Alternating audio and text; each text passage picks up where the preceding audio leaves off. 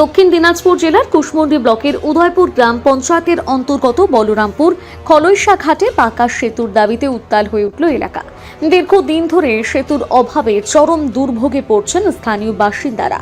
এই পরিস্থিতিতে ক্ষোভে ফেটে পড়ে বিক্ষোভে সামিল হন এলাকার মহিলা সহ বহু গ্রামবাসী। বিক্ষোভকারীদের স্পষ্ট বার্তা, ভোট নেবেন, আগে ব্রিজ দেবেন। তাদের দাবি, দ্রুত পাকা সেতু নির্মাণের সুনির্দিষ্ট আশ্বাস না মিললে আসন্ন নির্বাচনে ভোট বয়কট করবেন। স্থানীয়দের অভিযোগ, প্রতিদিন যাতায়াতে ভয়াবহ সমস্যার সম্মুখীন হতে হচ্ছে। বিশেষ করে বর্ষাকালে পরিস্থিতি আরও জটিল হয়ে ওঠে। প্রায়ই ছোট বড় দুর্ঘটনা ঘটে, ফলে আতঙ্কের মধ্যে দিন কাটাতে হয় এলাকাবাসীদের। এই বিষয়ে বিক্ষোভকারী বাসিন্দারা জানান, আমাদের দাবি আমাদের অবশ্যই ব্রিজটা করে দিতে হবে। এতদিন ধরে অনেক চেষ্টা করি, আমরা ব্রিজটা কোনো কিছু ইয়ে করতে পারিনি। এবার আমাদের বাধ্যতামূলক আমরা পথে নেমে গেছি। এই কারণে আমাদের ব্রিজটা কিছুতেই হচ্ছে না। আমরা অনেকজনের কাছে অনেক ইয়ে করছি, কিন্তু কেউ কোনো কিছুতে কান মাথা নাড়ায়নি। এবার আমরা বাধ্য হয়েছি মহিলারা এই পথে নামতে, যে আমাদের এবার ব্রিজ দিতে হবে।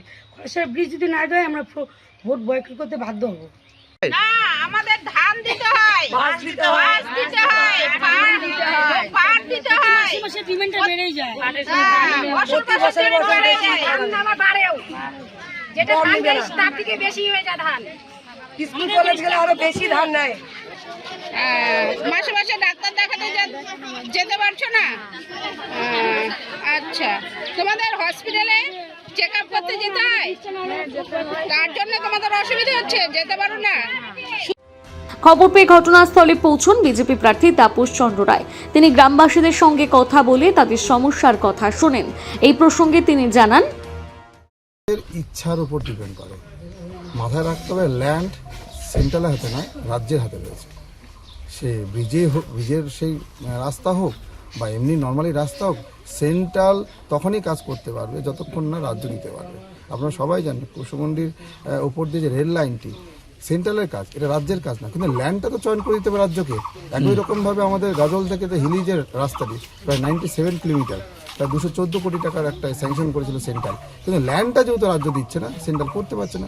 তো সেন্ট্রালের অবশ্যই মানুষের আশীর্বাদে কাজ করার মানসিকতা রয়েছে, কিন্তু রাজ্যকে সেটা আইডেন্টিফাই করে দিতে হবে কোনটা কাজ করবে, কোনটা কাজ করবে না, এটুকুই বলতে পারি। অন্যদিকে তৃণমূল কংগ্রেস প্রার্থী রেখা রায় বলেন, হচ্ছে ব্রিজ রাজ্য সরকারের, নদীগুলো কার আন্ডারে থাকে সেটা একটু ভালো করে তাকে কেন্দ্র গিয়ে তাদের হচ্ছে নরেন্দ্র মোদীর সঙ্গে ভালো করে একটু মানে বসতে বলবেন যে নদীগুলো সব কেন্দ্র সরকারের আওতায় থাকে। হ্যাঁ, রাজ্য সরকারে যখন টাকা তারা দেয় তখন কাজ করতে পারে, নাহলে কাজ করতে পারে না। তাছাড়া নদী ভাঙনের যে সবসময় সমস্যাগুলো আমাদের সরকার ওই জন্য করতে পারে না, কারণ তারা এনওসি অনেক সময় দেয় না। তবে গ্রামবাসীরা স্পষ্ট জানিয়ে দিয়েছেন, শুধুমাত্র আশ্বাসে আর ভরসা নেই।